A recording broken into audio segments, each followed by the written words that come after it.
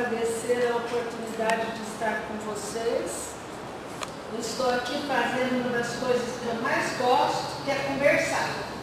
Eu vou começar falando sobre como que se organiza a mente de uma criança, para depois a gente falar sobre os limites, os controles e adiante. O que eu vou trazer para vocês é uma experiência que eu acumulo de 46 anos de experiência em clínica e psicanálise. Como é que se organiza a mente humana? A mente humana precisa de três organizadores. O primeiro organizador é a resposta pelo sorriso. O que é isso? Um bebê, quando nasce, ele precisa ser amamentado para sobreviver. A maneira ideal de amamentar é ao colo, seja no peito ou seja numa madeira, porque às vezes a criança fica sem a mãe. Então, não tem que ser a mãe a amamentar com o peito. Pode ser qualquer ser humano amoroso que possa oferecer a mamadeira para ela. E eu vou falar rapidamente, eu tenho só uma hora para falar, mas é o seguinte: amamentar ao colo, olhando para a criança, porque quando a gente oferece o peito ou a mamadeira, a criança busca o olhar de quem está com ela no colo. Então a gente tem que retribuir esse olhar. Quando a gente retribui esse olhar, a gente olha para a criança, que olha para os olhos, para o rosto da gente, geralmente a gente segura a mãozinha dela. Ela fica com a mãozinha batendo no peito da gente. Então o ideal é a gente pôr o polegar no meio da mão e esses 4 dedos coçarem as costas da mão dela. Esse contato é importantíssimo para ela ir descobrindo que existe ela, existe o mundo, existe o outro. O outro está fazendo alguma coisa, dando algum carinho, algum afeto ali para ela. E o mais importante é o olhar retribuído eu vou chamar de amamentador, que pode ser a mãe, pode ser o pai, pode ser o avô, qualquer pessoa. A criança olhando para mim e eu olhando para ela. Quando esse olhar é retribuído, essa criança começa a identificar o rosto humano.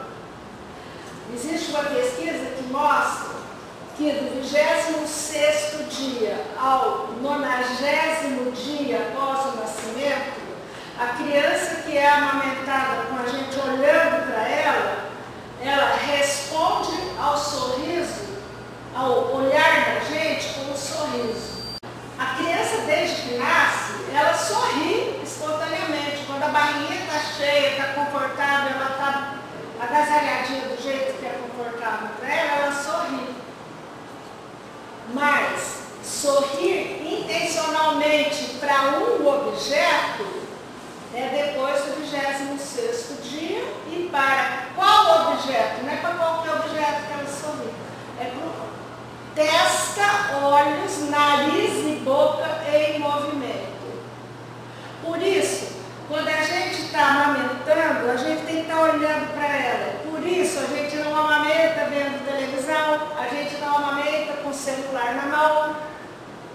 Hoje em dia está na moda, as mães vão aumentar e levam o celular.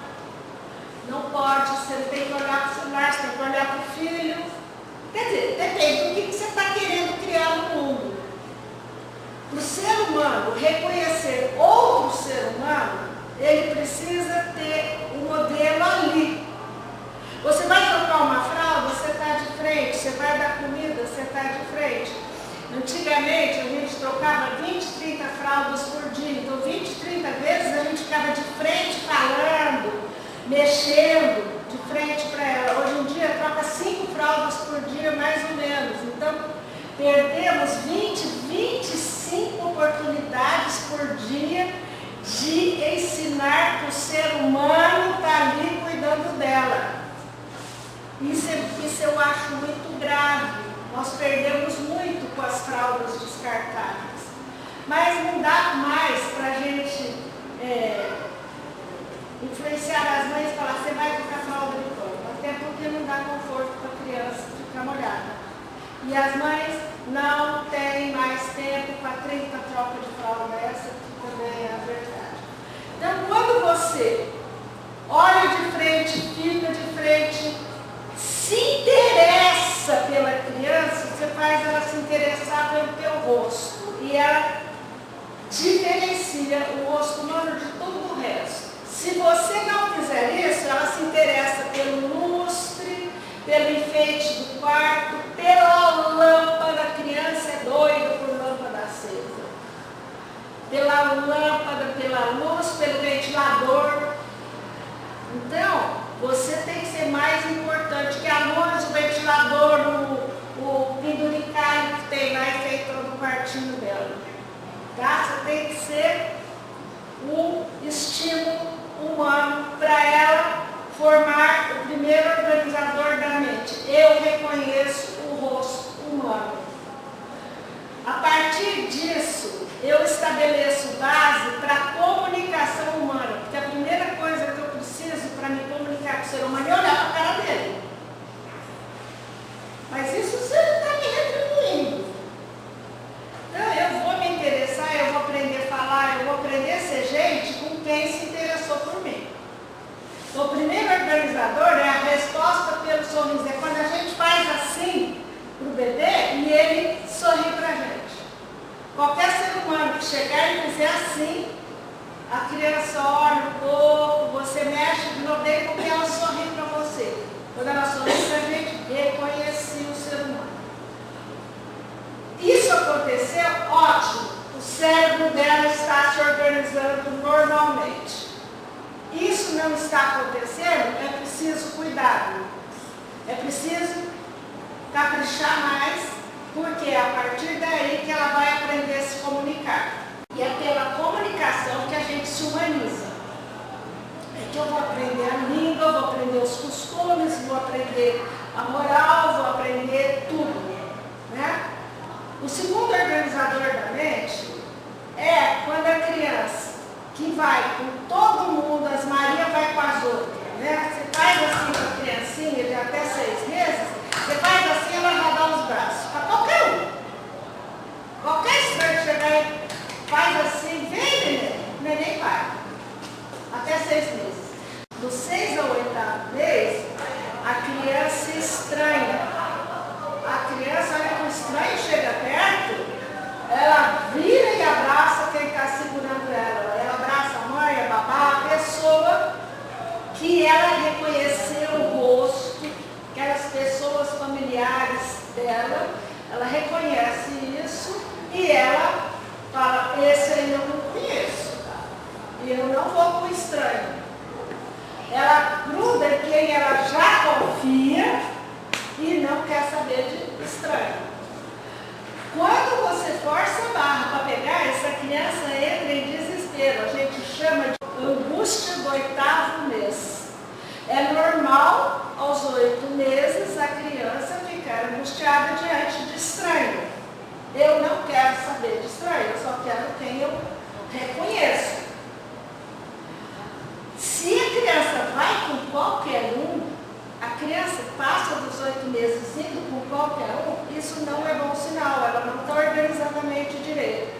Eu faço uma colocação aqui bastante séria, que eu ainda não comprovei cientificamente, mas que 46 anos vendo isso acontecer, eu penso que é nesse momento, aos 8 meses, que a gente ensina para a criança a não ir com qualquer um.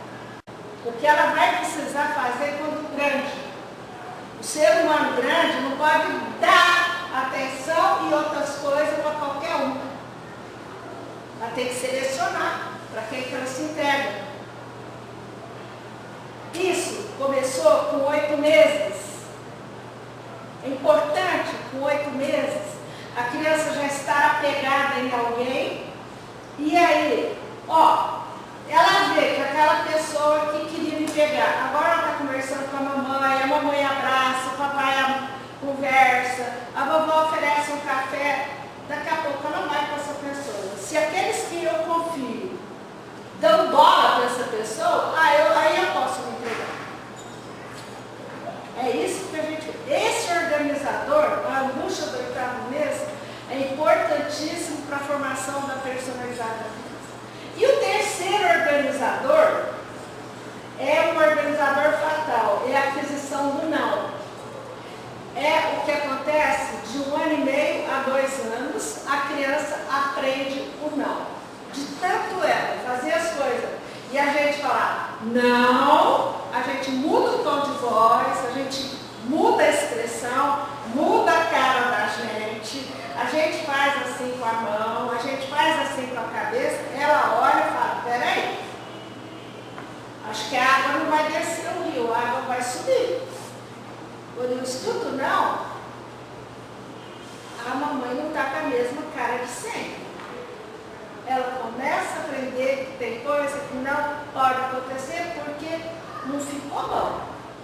Aquela voz da mamãe pro não, do papai, da vovó, da babá, dos estranhos, é obrigação de todo adulto educar o ser humano que passa em volta. Tem uma criança fazendo uma coisa errada, eu acudo. Eu vou lá e explico, não, meu amor, isso aí você não pode fazer. Você vai machucar, você vai fazer tal arte, você vai fazer alguma coisa que vai ser ruim para o seu ou ruim para o outro. A gente já está ensinando o amor ao próximo. O que é ruim para o outro, eu não posso fazer em ponto final. Né? Então, esse terceiro organizador é a base da moral. Quem com 2 anos de idade faz tudo, não tem esse limite colocado, já começa a distorcer a personalidade, que vai chegar naquela coisa da dificuldade de aprender limite, de aprender o seu lugar na sociedade, seu lugar na família, na escola, no grupo, na sociedade.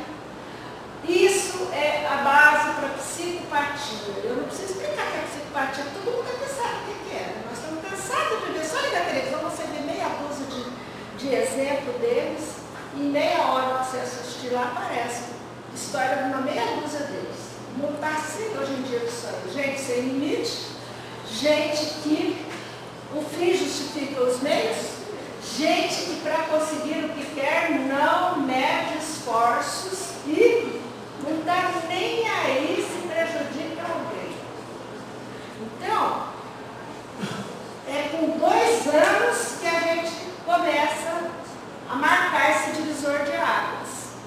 Então, quando esses 3 organizadores se colocaram, a criança aprendeu, não, está tudo, né? Reconhecer um ser humano, não dá bola para qualquer um, seleciona com quem conversa, seleciona em quem que ela vai, para quem ela vai dedicar o tempo e a atenção e o carinho dela, e ela aprende que ela não pode fazer tudo o que quer.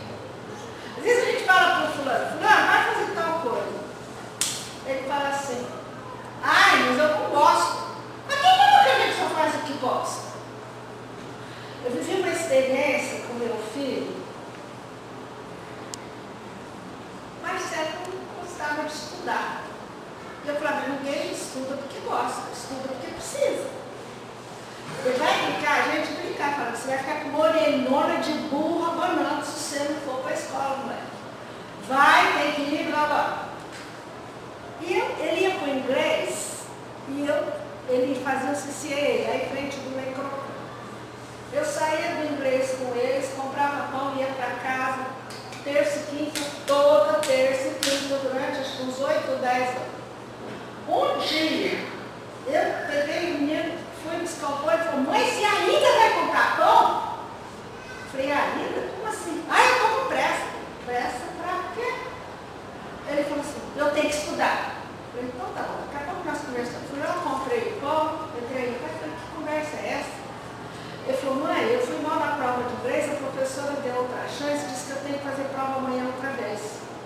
Eu falei, quanto você precisa nessa prova? Ele falou assim, eu preciso de 60. Eu falei, engano seu. Eu falei, por quê? Eu falei, porque eu nem sei quanto eu tinha pago, viu, gente, de inglês aquele semestre, mas eu chutei um número. Eu falei, que é isso? Eu gastei R$800 de inglês esse semestre. Você vai me dar 10% em nota. E ai, você se não tirar 10% em nota. Ele falou, mãe, você está doida? Eu falei, tô. Você vai descobrir a minha doideira depois se você não tirar 80. Você não sabe a mãe que você tem, moleque. Vai para casa, vai tomar lanche, você não precisa nem tirar o uniforme. Você põe a bunda na cadeira e vai estudar. E estuda. Estuda, porque amanhã você tem que tirar 80. Bom, estudou, ele ficou refazendo as lições do inglês lá até 2 horas da manhã. E eu levando o lanchinho, suquinho para não dormir. Aí ele dá conta de rever tudo. Chegou na prova, a criatura tirou 98. Aí é que eu virei um bicho mesmo. Por quê? Se o cara estuda um dia, tira 98, se estudar uma vez por semana, menos, ele é o melhor aluno da escola. Se ele estudar todo dia, ó, isso convenceu ele de que ele podia ser o melhor da escola. Hoje, esse moleque é um engenheiro eletricista que trabalha na Sebrae. Se vocês olharem o carro de vocês, no vidro está escrito assim, Pilkington, tá? Tem um foto lindo de onde foi fabricado o vidro do carro, é na Pilkington. A Pilkington o outro braço da Saint-Gobain, que é uma empresa nipro-francesa que fabrica os vidros dos carros nossos.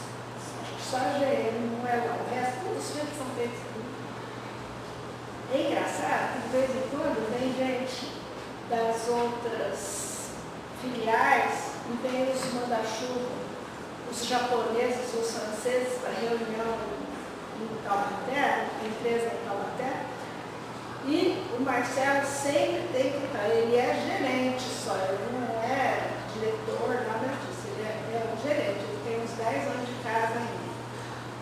E ele sempre tem que estar nas reuniões, porque vem um francês falando inglês, um japonês falando inglês, um espanhol falando inglês, um americano falando inglês, um argentino falando inglês, um brasileiro falando inglês.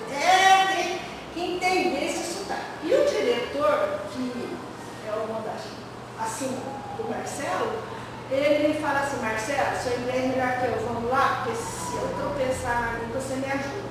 Eu vou ter que falar, se depois que eu falar, tiver algum conselho que você precisa fazer, você faz. Por quê? Porque hoje, além de ser responsável pelos trecos lá do vidro, ele também tem que ser tipo um intérprete, um interlocutor da empresa, porque tem um inglês perfeito. Porque aquele dia eu fui linha dura. Aquele dia o Paulo falou, Marcelino, isso aí vai virar gente. Eu falei, não, já era gente e não sabia. Agora vai virar gente sabida. Então, isso é o que a gente tem que fazer. Limite de folga. Tem umas palavras que as crianças não podem aprender. Preguiça. Não gosto. Não estou afim. Não conheço essas conversas. Então, é muito importante organizar a mente das crianças com essas coisas firmes e fortes, que é a nossa confiança na capacidade deles de serem homens e mulheres de bem. O Freud falava, a personalidade da gente é formada pelo que eu herdei de genético, pelo que aconteceu na barriga, o que aconteceu comigo enquanto estava dentro da barriga da minha mãe, os fatores congênitos. Então, o que minha mãe comeu, bebeu, se minha mãe fumou, bebeu, se drogou, passou raiva, foi muito amada, foi muito bem cuidada, foi mal cuidada, passou fome, apanhou, sei lá o que aconteceu, tudo isso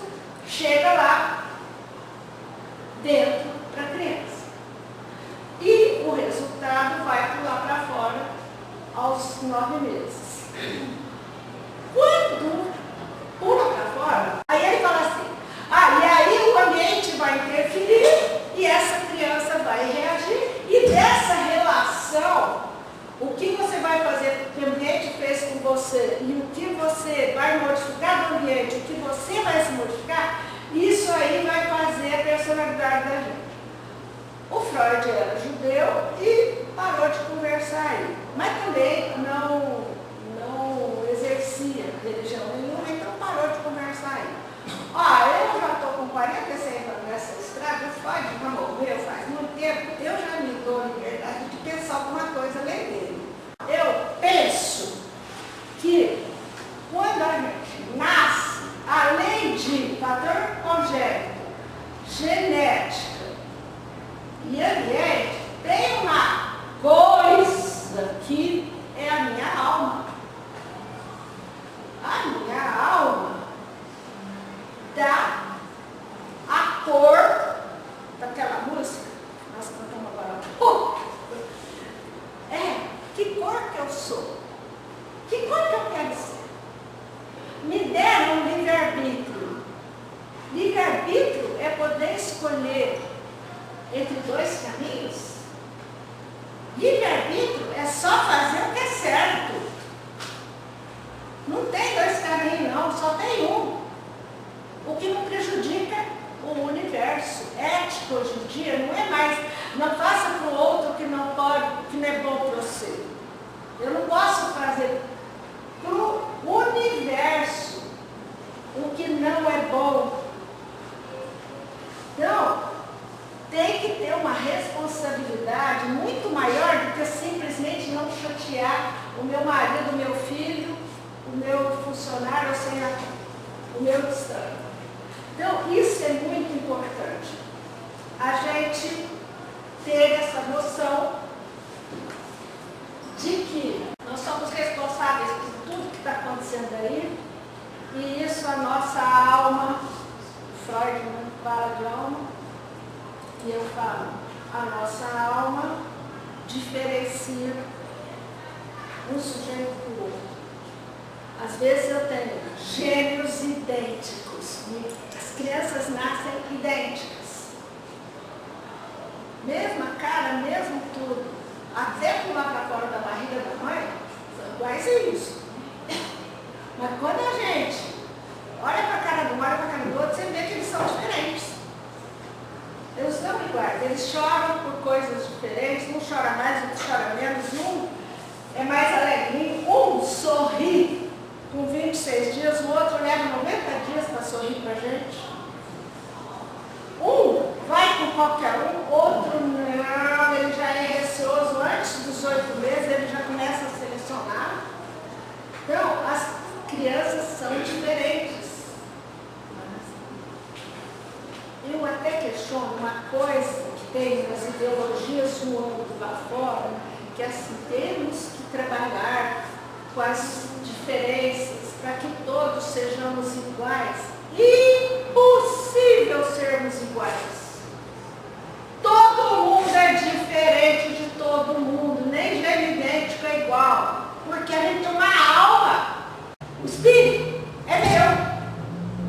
E se eu faço coisa errada, é porque o meu espírito é de porco, eu estou lá na lama.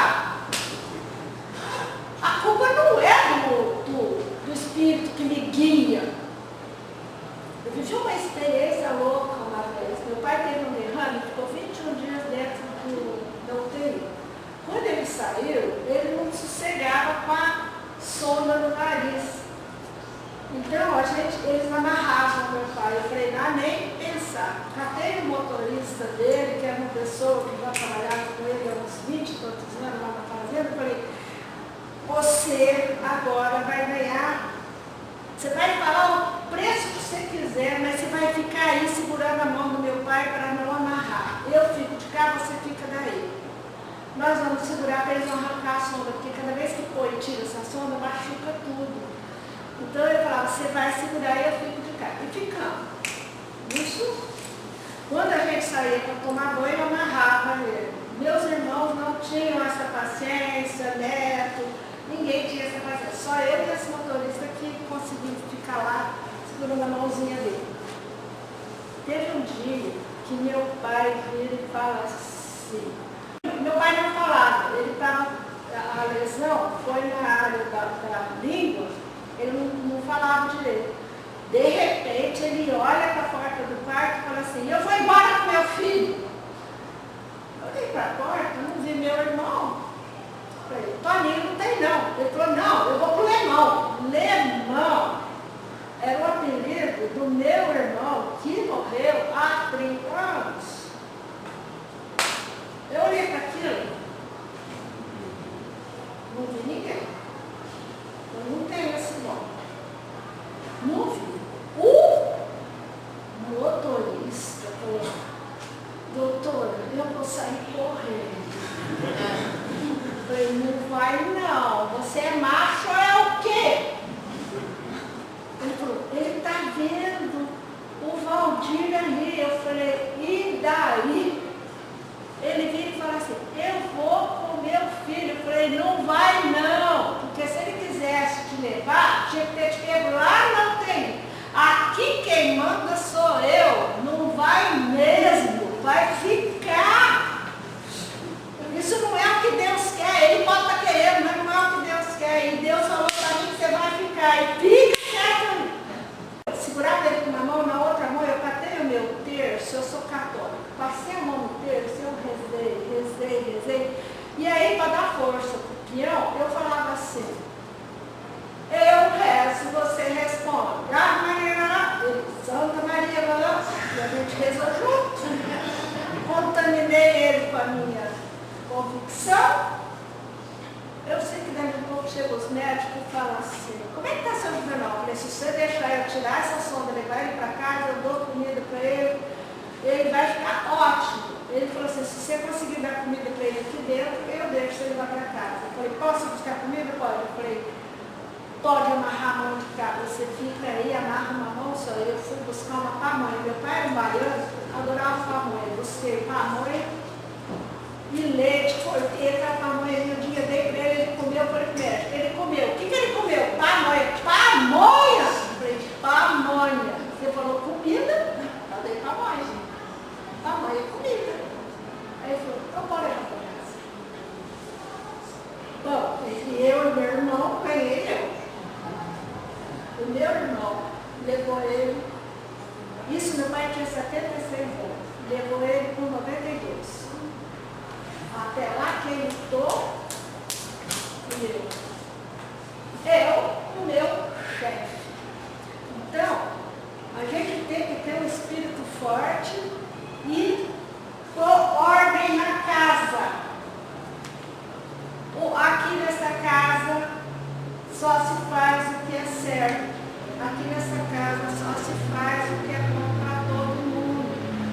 Para pôr limite, não adianta eu ensinar limite. Eu tenho que dar exemplo de limite.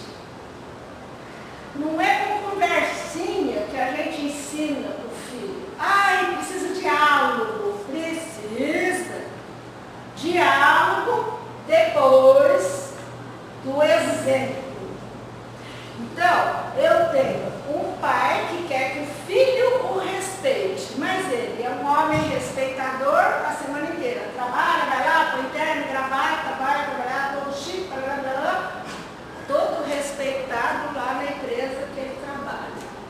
Fim de semana, ele resolve fazer o tal do churrasquinho com os amigos, com os parentes. Enche a cara no cerveja. Na hora que ele bebe demais, ele faz aquelas coisas que o filho fica com vergonha de ver que ele fez.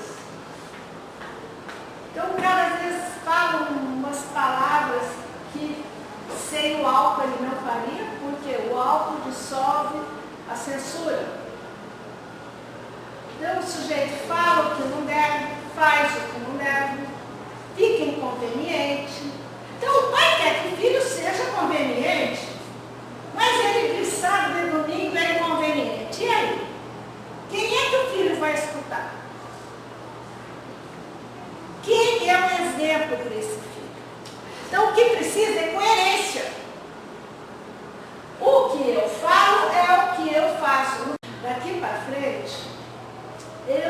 estou mais honrando meu pai e minha mãe. Porque meu pai e minha mãe, se estivesse aqui, iam ficar com vergonha de mim. Igual meu filho está ficando com vergonha de mim. Gente, não tem coisa mais chata do que ficar com vergonha do pai e da mãe. Como não tem coisa mais chata do que ficar com vergonha do que seu filho está fazendo? Seu filho faz coisa errada? Primeira coisa, quando uma criança está no sketch, ela fala assim, cadê a mãe dessa criança? Como se a criança só tivesse mãe e não tivesse pai. Ou, quem é que deu o exemplo errado? Quem é que falou para essa criança que ela podia envergonhar o pai e a mãe em público? Quem é que ensinou para essa criança que pode fazer o que quer? Quem fez? Quem envergonhou ela? Então, é muito importante isso. Ensinar para a criança o seu lugar na família, ensinar seu papel na família e como você deve funcionar na família. Bom, e quando a gente não consegue ensinar isso, a gente forma um sujeito que é um deficiente moral. Eu acho que vocês já escutaram falar em deficiente físico e deficiente mental. São pessoas com necessidades especiais que precisam de um cuidado privilegiado para compensar as suas deficiências. O deficiente moral é o sujeito que não desenvolveu a moral e que não precisa de privilégio e de cuidado especial, até porque deficiência moral não tem conserto, não tem cura. E quando é que a gente forma isso? Até os 6 anos, a gente ensina moral para as crianças. Até os 12, a gente vai lapidar isso, vai ensinar a usar, vai questionar. Com 12 anos, as crianças já estão na escola, fazendo regras para isso, regras para aquilo. Eles inventam jogos que eles põem as regras do jogo. Ele vai jogar coisa lá para os colegas e eles criam as regras do grupo.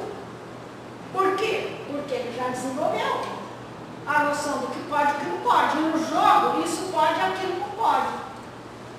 Então, você deu uma base até os 6 e dá eu falo uma garibada até os 12. Se até os 12, 13 você não educou, você não pôs limite, não ensinou ele a se orgulhar de si mesmo por ser elogiado, porque ele é um cara bacana, dificilmente você vai consertar esse cara. Não tem terapia, não tem psiquiatra, não tem. Tem que ir no psiquiatra, depois, quando ele começa a delinquir, precisa ir no psiquiatra para tomar um remédio para controle de impulso, porque esse cara não controla impulso. Ele faz o que quer, na hora que quer, do jeito que quer. Quando, sabe, na hora que ele acha que é bom para ele, ele vai lá e faz o que ele está supondo que seja bom para ele. Porque para ele só interessa o que ele, o prazer dele. Olha, temos que tomar cuidado com as ideologias que estão vigentes no mundo. E aqui no país, agora, essas ideologias de gênero, essas ideologias que se pode fazer tudo, que pelo prazer pode qualquer coisa, porque com essas ideologias a gente não respeita ninguém. Então, cuidado com as ideologias. Então, reprisando, o que é deficiência moral? É a ausência de sentimentos morais. O sujeito não sabe o que é certo, o que é errado, o que é bom, o que é mal, o que prejudica o mundo, o universo, o que é bom para as pessoas serem felizes. E tem que pensar nas pessoas, nos bichos, nas plantas e até nas pedras. Porque se você tirar as pedras do lugar também, o negócio fica esquisito. respeitar até o lugar das pedras. Você não chega e arranca aquelas barreiras lá, aqueles negócios que aconteceram lá. Né? Você tira as pedras e faz lá um negócio, e a hora que cai a chuva, quem é que manda na água que cai do céu? Roda tudo, então tem que respeitar até o lugar das pedras. Pais não devem delegar para a escola a educação moral dos filhos. Quem tem que educar é a família. A família, não é só pai e mãe, é avô e vó. Avô e vó não tem que estragar neto, não. Isso é palhaçada. É palhaçada. Você educa teu filho, aí você cata o neto e ensina o neto a fazer coisa errada. E você está desautorizando seu filho, sua nora, o outro avô, a outra avó.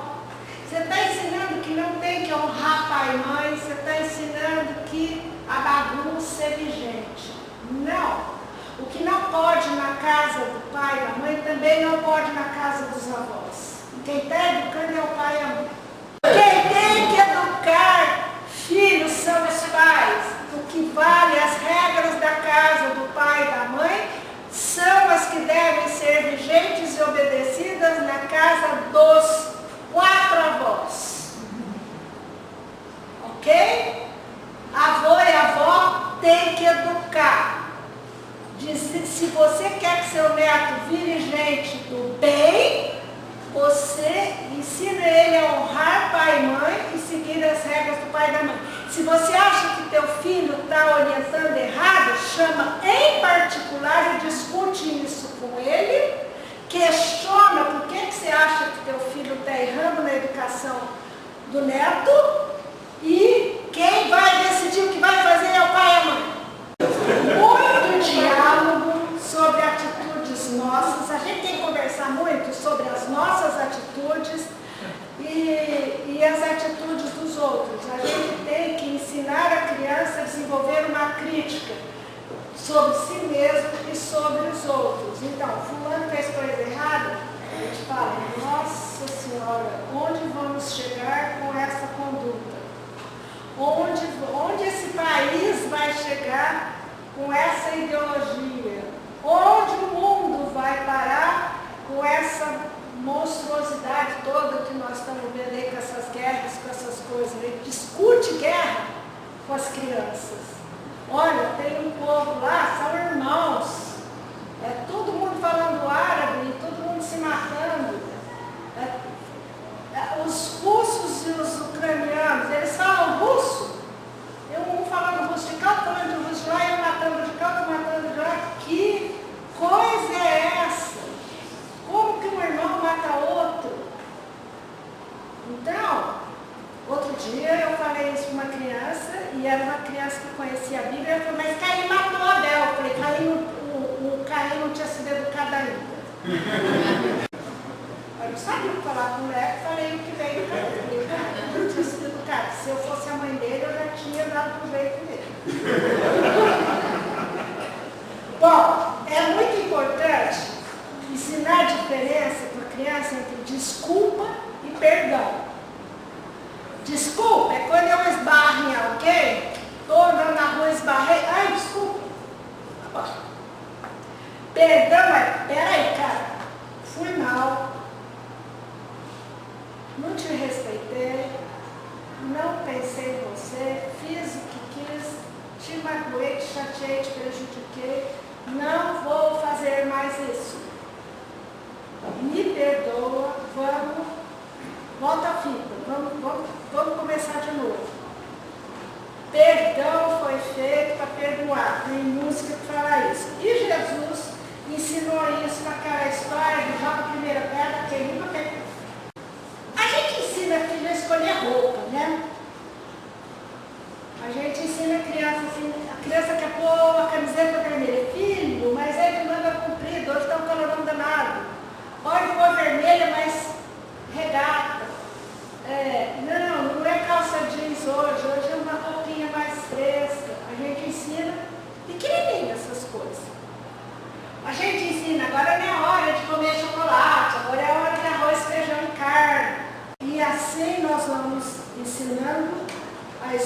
amigos, ambientes, oportunidades e ensinamos a diferenciar oportunidade de golpe.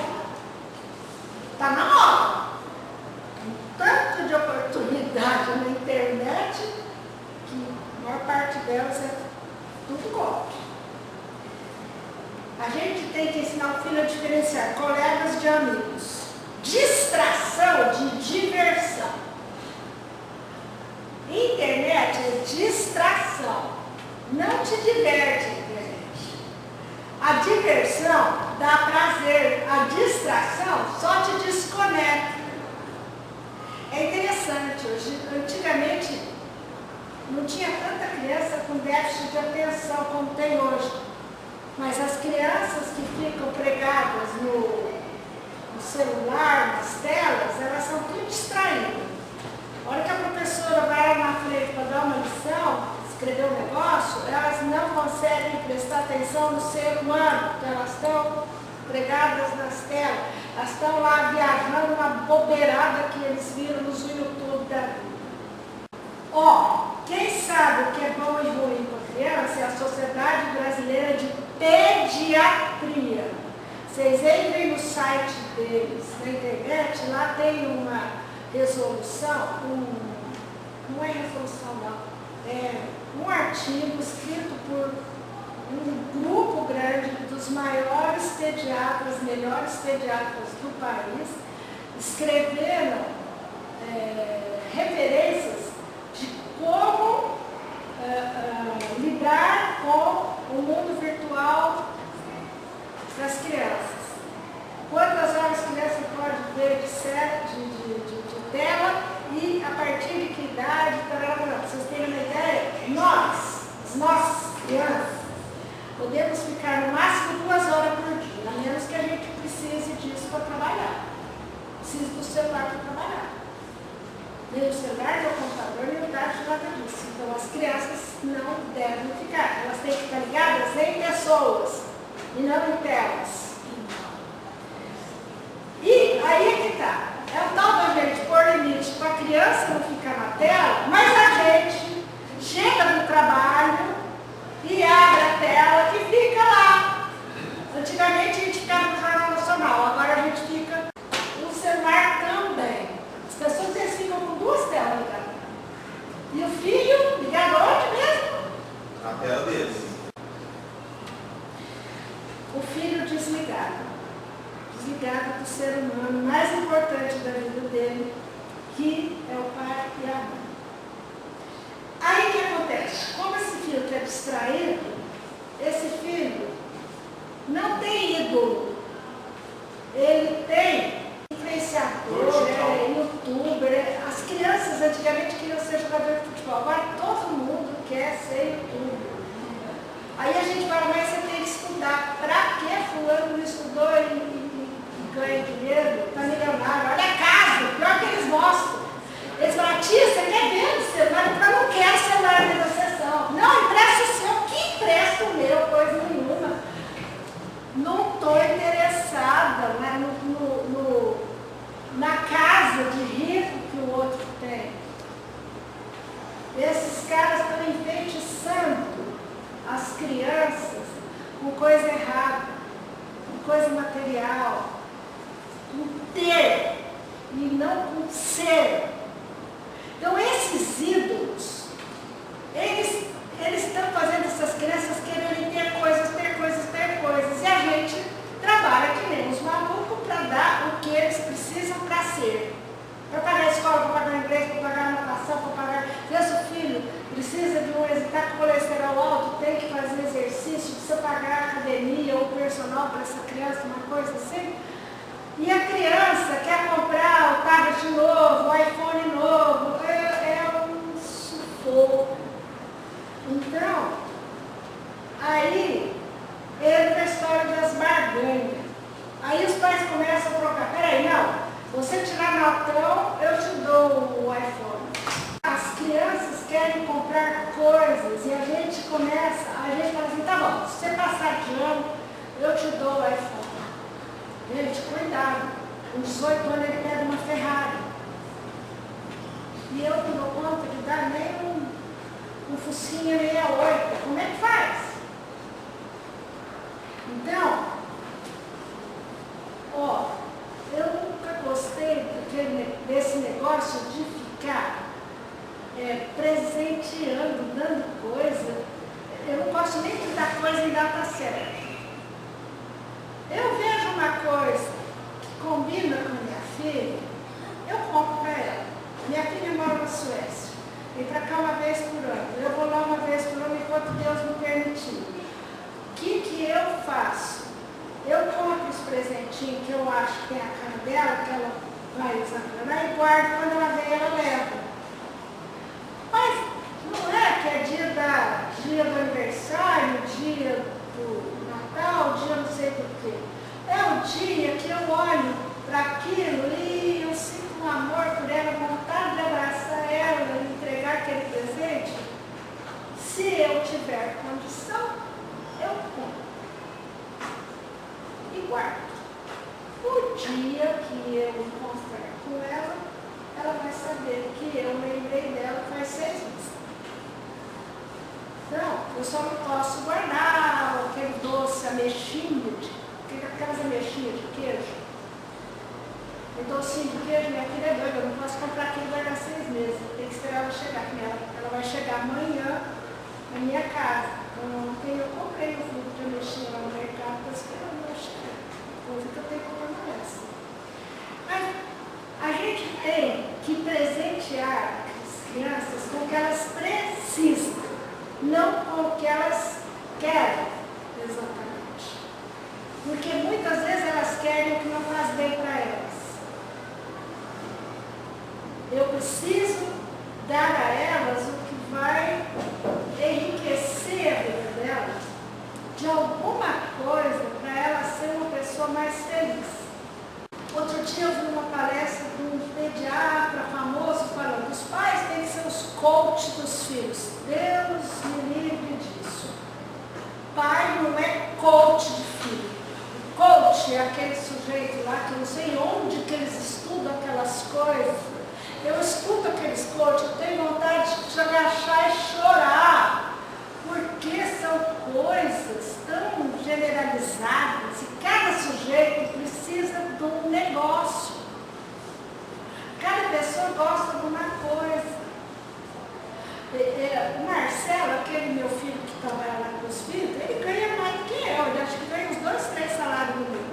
Se eu quiser ofender e deixar ele bravo, é só comprar uma camisa para o filho e dar para ele. Fica preocupado porque eu estou trabalhando para comprar coisa cara. Ele fala: mãe, compra.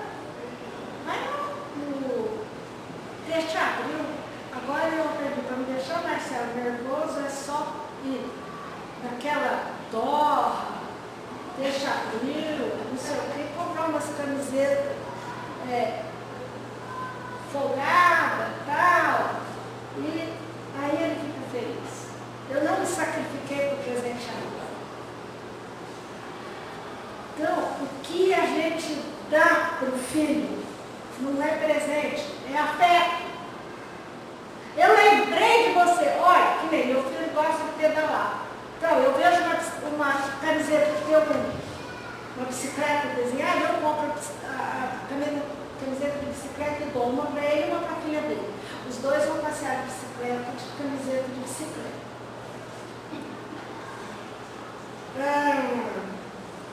A gente tem que fazer um trabalho de projeto de vida para a família. Eu tenho um projeto de vida para a família. Eu tenho que trabalhar com meu filho o que você quer ser daqui 30 anos, daqui 20, daqui 10. Quando eu falava com o Marcelo que ele ia ficar com os orelhão assim, sério, ele está com as orelhinhas pequenininhas e funcionando direitinho, né? Então, o que é importante? A realidade que a gente ajuda o cara a projetar. O que eu quero daqui 30, daqui 20, daqui 10 anos? O que eu quero a semana que vem? O que eu quero segunda-feira quando minha filha chegar? O que eu quero? Eu vou discutindo isso para o sujeito aprender a querer. Aprender a querer coisas boas, aprender a querer coisas que edificam. Isso é um trabalho contínuo, é para a vida toda. Não tem tempo para acabar. O filho está com 30, o meu filho tem 35, minha filha 38. Não tem tempo para eu dar palpite na vida deles. Meu filho fala que eu sou linguaruda. Eu falo, sou linguaruda e zoiuda. Eu olho tudo e tudo que eu acho que não está bom, eu falo. Eles falavam assim, a mãe quando morrer tem que ter um caixão para ela, outro para mim. Eu falo, outro zóio. Meu zóio é desse tamanho. E vocês não creem só eu, creem a língua e os olhos, porque senão eu vou continuar funcionando. Eu tenho uma irmã, eu tinha 2 irmãos e uma irmã. Meus 2 irmãos já foram. Minha irmã está viva. Está com 72 anos, mas de vez em quando faz umas atrapalhadas. Quando ela faz atrapalhada, eu falo assim para ela, eu estava contando com o Marcos agora. Escuta aqui, você esqueceu que você vai encontrar meu pai e minha mãe daqui a um tempo? Ai, você quando subir ou descer, não sei para que lado que é, você vai levar para o chão de orelha. E, às vezes acontece alguma coisa, minha irmã escreve assim no zap para mim, PQP, ela xinga. Meu pai, quando a gente falava uma palavra, essa aí a gente nunca pôde falar dentro de casa mesmo. A gente falava uma outra qualquer, meu pai falava, vai lá no tanque, lava a boca com sabão de soda, porque isso que você falou está aí na sua boca. Falava, fala para mim, quando ela põe esse PQP, eu apago e fala assim, criatura de Deus, onde eles estão, pode ter sabão de soda. Continue, eles foram embora, mas você tem que continuar honrando. Você está xingando, você tem neto, teu neto escuta xingar. Seu neto pega seu celular e lê a porcaria que você escreveu. Gente, a avó não pode dar exemplo errado, pode filmar aí. A avó não pode dar exemplo errado. Outra coisa importante, fulano pede coisas. Ai, mas eu passei de ano e eu mereço uma moto. Então, meu filho, só que eu não estou podendo dar. Você vai ter que se frustrar, vai ter que esperar eu poder. Você até pode estar merecendo, mas eu não estou podendo dar. A gente dá o que tem. Se pode e se for conveniente. Às vezes a gente tem. Mas eu tenho outras prioridades. Então, outro dia o rapaz ligou, a senhora não quer trocar o carro? Eu falei, nossa senhora, não quero. Mas se me antes eu só trocava de carro cada tanto tempo. Eu falei, mas agora minha filha mora na Suécia. Então, deixa eu te falar, eu fiz 70 anos. Eu fiz uma conta que eu vou deixar vocês meio preocupados. Eu fiz 70 anos. Minha filha vem uma vez por ano aqui. Se eu viver até os 80, eu vou vê-la mais 10 vezes. Uma vez por ano aqui, eu vou vê-la mais 10 vezes só. Se eu trabalhar, guardar meu dinheiro para ir lá vê-la, eu posso ir mais uma vez por ano. Eu fui o ano passado. Então eu vi ela 2 vezes esse ano. Esse ano eu vi 2 vezes. Eu vi em fevereiro, porque eu fui lá, e vou vê-la amanhã. Se eu trabalhar e ao invés de ficar jogando dinheiro fora com bobagem, eu posso comprar passagem 2 vezes. Eu vejo ela 3 vezes no ano. Ao invés de eu ver a criatura mais 10 vezes na minha vida, eu vou ver mais 30. Vocês já entenderam que eu quero ganhar na Mega Sena. Porque eu quero vê-la muito. Prioridades. Prioridades. Ela está estudando.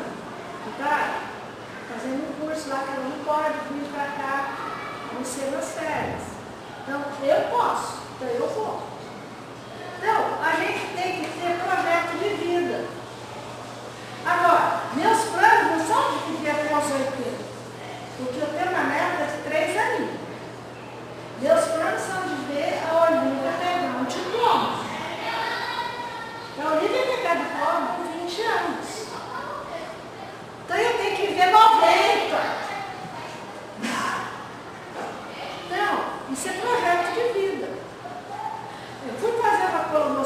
dia, sexta-feira, que exame terrível. E o médico falou assim, e aí, tá tranquilo? Eu falei, ó, tô tranquilo e o senhor não vai achar que o senhor está procurando aí dentro. Pode pulsar o que você quiser, você não vai achar que você está. Eu tenho só o que a gente já sabe que eu tenho, que é uma coisa que a gente opera, a hora que o médico liberar lá, corta fora, tira, acabou. Conserta, eu fico lá uns 15 dias quieto, com as pernas para cima e vou trabalhar de novo.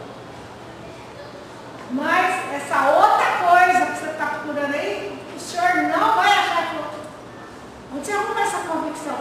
Meu patrão. Meu patrão falou que eu ainda tenho serviço aqui. Se eu tiver o que você está procurando, eu não acabo de cumprir minha missão, não. Minha missão vai ficar encurtada. Não tem essa coisa. E ele fez, acabou o exame, ele chamou meu marido, olha, ele vai embora, era só que eu tinha mesmo. Existe uma coisa que faz as pessoas serem melhores, é a resiliência. O que é resiliência? É a gente passar por situações difíceis e sair melhor. Esse conceito vem da física, da engenharia. Quando você pega uma barra de metal e bota no fogo, no ferro, sei lá que metal que é, você põe no fogo, o metal sempre torta ele. Mas depois que você põe no fogo, que você tira, você não entorta mais. Ele ficou mais duro, mais resistente. Você pode dar paulada que você não entorta ele. Então, gente resiliente é gente que passa por sofrimento e sai mais forte do que era antes. Então, gente resiliente é gente que viveu frustração. Frustração fortalece. Superproteção desestabiliza, cria um sujeito fraco. Tudo que quer estar aqui, tudo que quer estar aqui, ele não aprende lá a conquistar. Então, é preciso a frustração, é preciso não dar tudo que tem. Esse negócio de ficar negociando com o filho, eu não conheço isso. Eu não eduquei meus filhos assim. Acho que eu tenho até uma referência razoável. A minha filha é pediatra, é uma pessoa exemplar na medicina, tenho o maior orgulho de tudo que ela fez e faz, mas nunca troquei nada. Fez 15 anos, eu consegui dar uma pulseira bonita para comemorar os 15 anos dela. Entrou na faculdade. Sabe o que eu tenho para minha filha quando entrou na faculdade? Quando ela entrou, não. Quando ela saiu da medicina, quando ela era criancinha, ela aprendeu a escrever. O lápis, o primeiro lápis que ela escreveu, eu guardei no cofre. Quando ela formou, eu catei aquele primeiro lápis para dar para ela.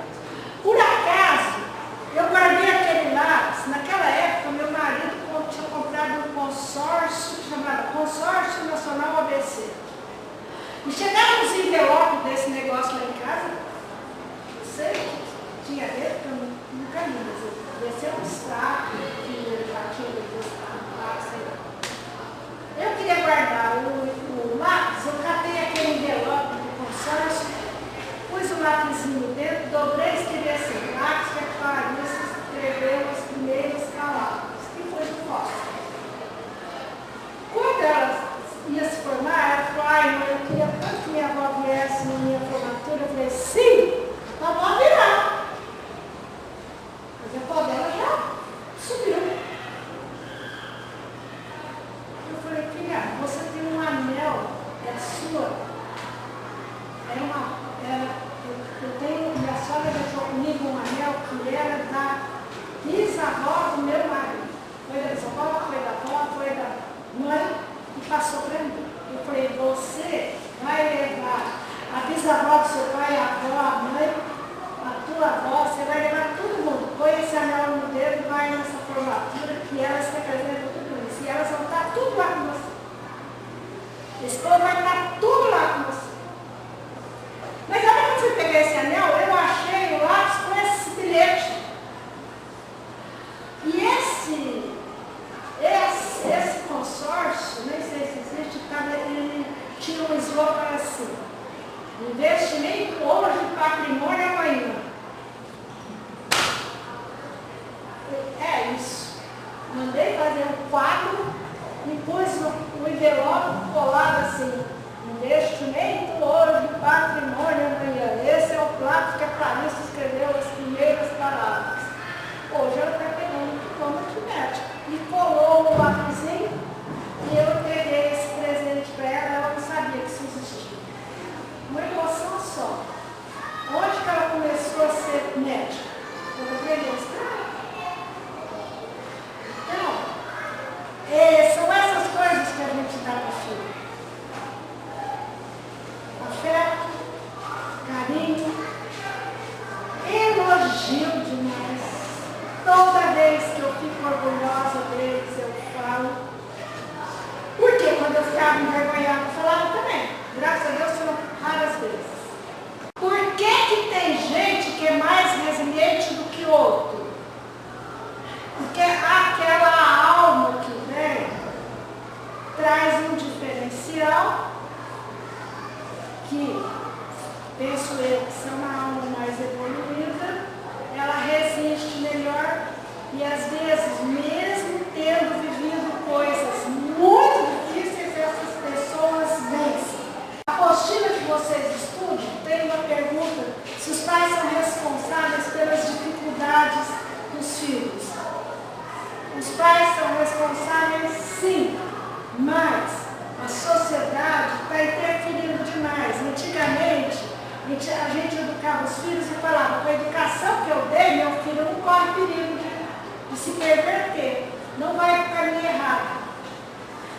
Hoje em dia, eles estão suscetíveis à influência desses youtubers do mundo, com as ideologias, com as tranqueiras todas que estão inventando por aí. Então, é comum os filhos, às vezes, fazerem coisas que a gente não recomendaria e não fomos nós que ensinamos. A influência do ambiente está muito grande e a gente tem que estar de olho e falar: meu filho, isso que você está vendo aí não presta para você. Por isso, por isso, por isso, por isso. A consequência é essa. Pais precisam ensinar a perdoar. Porque errar todo mundo erra. Às vezes coisa mais grave, às vezes coisa mais simples. Mas todo mundo erra. É importante ensinar para os filhos que errou, tem que ir lá consertar. Se não tiver jeito de consertar, tem que ir lá pedir perdão e falar: nunca mais fazer aquilo. E se for uma coisa que merece cadeia, vai para o cadeião. Quando você sair, eu apoio e vamos começar a